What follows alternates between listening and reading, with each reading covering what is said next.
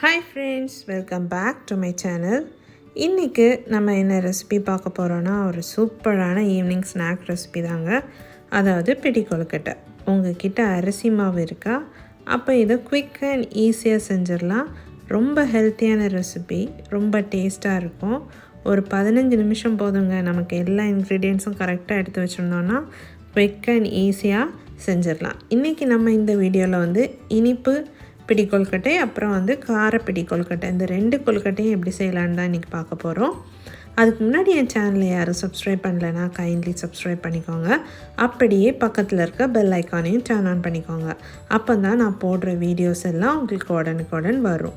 இப்போ வாங்க இந்த சூப்பரான இந்த 2 வகையான கொழுக்கட்டை எப்படி செய்யலான்னு பார்க்கலாம்.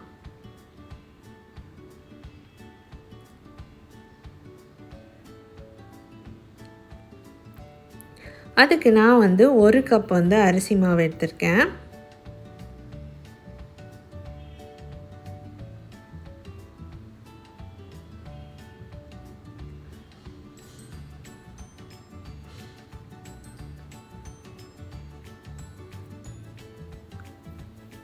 இப்போ ஒரு அரை கப் வெல்லம் எடுத்திருக்கேன். அந்த வெல்லத்துக்கு கூட ஒரு 1/4 கப் தண்ணி ஆட் பண்ணிக்கோங்க. ஆட் பண்ணி அதை நல்லா பாயில் பண்ணிக்கோங்க. அதாவது இந்த வெல்லம் கொஞ்சம் மெல்ட் ஆகணும், அந்த அளவுக்கு பாயில் பண்ணி எடுத்துக்கோங்க.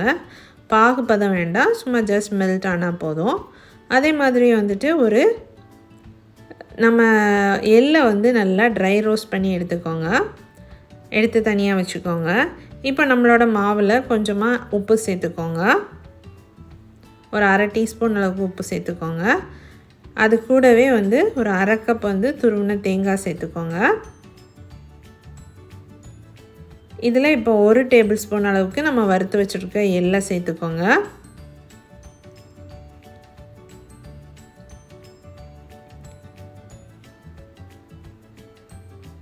சேர்த்துட்டு எல்லாத்தையும் நல்லா கலந்து விட்டுக்கோங்க. இப்போ நம்ம மெல்ட் பண்ணி வச்சுருக்க அந்த வெல்லத்தை இதில் சேர்த்துக்கோங்க. சேர்த்து நல்லா மிக்ஸ் பண்ணிக்கோங்க.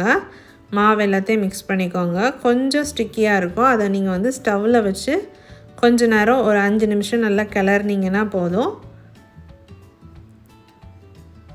நல்லா திக்காக நமக்கு கிடச்சிரும். நல்லா கரெக்ட் பதத்துக்கு கிடச்சிரும். இப்போ இதில் 1 டீஸ்பூன் அளவுக்கு ஏலக்காய் தூள் சேர்த்துக்கோங்க. சேர்த்து நல்லா மிக்ஸ் பண்ணி விட்டுருங்க.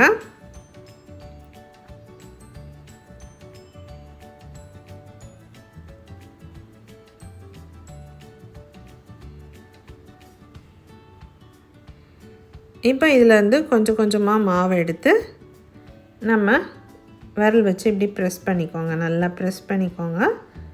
இப்படி லைட்டாக ஒரு சின்ன இம்ப்ரெஷன் வரும். இப்படி ஒரு கொழுக்கட்டையாக நம்ம ரெடி பண்ணி எடுத்துக்கலாம்.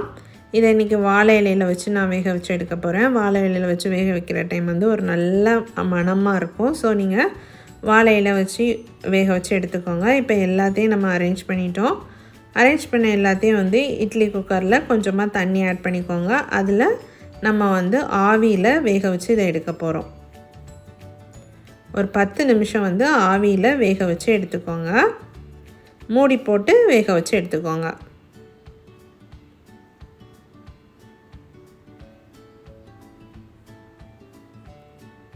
இப்போ பார்த்திங்கன்னா நம்மளோட கொழுக்கட்டை ரெடி ஆயிடுச்சு.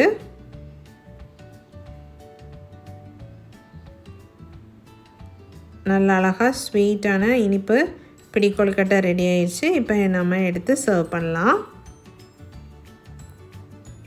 ரொம்ப குயிக்காக செஞ்சிடலாம். ரொம்ப டேஸ்ட்டாக இருக்கும். அதில் எல்லாம் ஆட் பண்ணுற டைம் இன்னும் ரொம்ப டேஸ்ட்டாக இருக்கும். ட்ரை பண்ணி பாருங்கள். இப்போ நெக்ஸ்ட் கார பிடி கொழுக்கட்டை எப்படி செய்யலான்னு பார்க்கலாம். அதுக்கும் 1 கப் அளவுக்கு அரிசி மாவு எடுத்துக்கோங்க.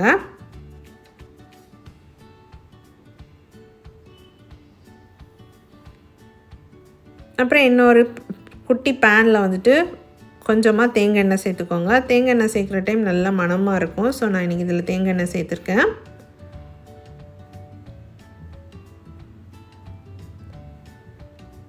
கால் டீஸ்பூன் கடுகு சேர்த்துக்கோங்க.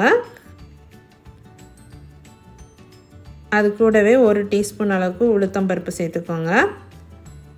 1 காஞ்ச மிளகாவை சின்ன சின்னதாக சாப் பண்ணி சேர்த்துக்கோங்க. கூடவே கொஞ்சமாக கருவேப்பிலை சேர்த்துக்கோங்க. நான் இன்றைக்கி இது கூட வந்து காய்கறி ஆட் பண்ணுறேன். நான் வந்து இன்றைக்கி இதில் கேப்சிகமும் கேரட்டும் தான் ஆட் பண்ணுறேன். 1 டேபிள் ஸ்பூன் அளவுக்கு கேப்சிகம்மை பொடிசா நறுக்கி சேர்த்துக்கோங்க. அதே மாதிரி கேரட்டையும் பொடிசா நறுக்கி சேர்த்துக்கோங்க.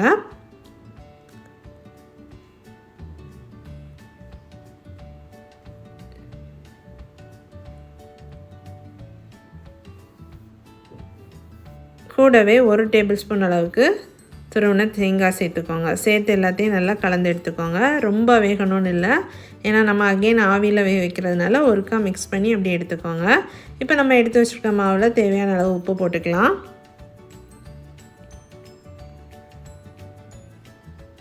அந்த மாவு கூட வந்து நல்ல சூடான தண்ணி ஊற்றி நல்லா மிக்ஸ் பண்ணிக்கோங்க. நல்லா பாயில் பண்ண வாட்டர் தான் ஆட் பண்ணணும். ஆட் பண்ணி நல்லா மிக்ஸ் பண்ணிக்கோங்க. இப்போ நம்ம வதக்கி வச்சுருக்க எல்லாத்தையும் இதில் ஆட் பண்ணிக்கலாம். இந்த வெஜிடபிள்ஸ் ஆட் பண்ணி செய்கிறது ரொம்ப டேஸ்ட்டாக இருக்கும். ஸோ கண்டிப்பாக நீங்களும் இந்த மாதிரி ட்ரை பண்ணி பாருங்கள். இப்போ இது எல்லாத்தையும் நல்லா மிக்ஸ் பண்ணிக்கோங்க.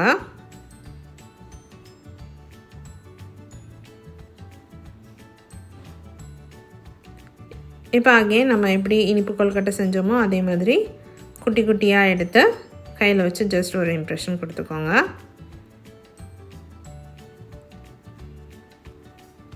எல்லா கொழுக்கட்டையும் இப்படி ரெடி பண்ணி எடுத்துக்கோங்க.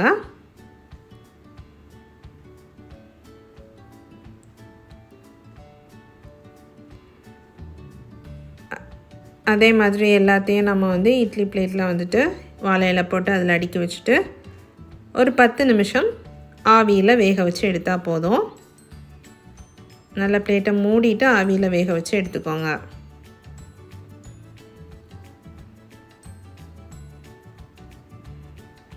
கொழுக்கட்டை ரெடி ஆனதும் அவுட்டர் லேயர் வந்து கொஞ்சம் ஷைனிங்காக இருக்கும். அப்போ நம்ம வந்து ஸ்டவ் ஆஃப் பண்ணி எடுத்துக்கலாம்.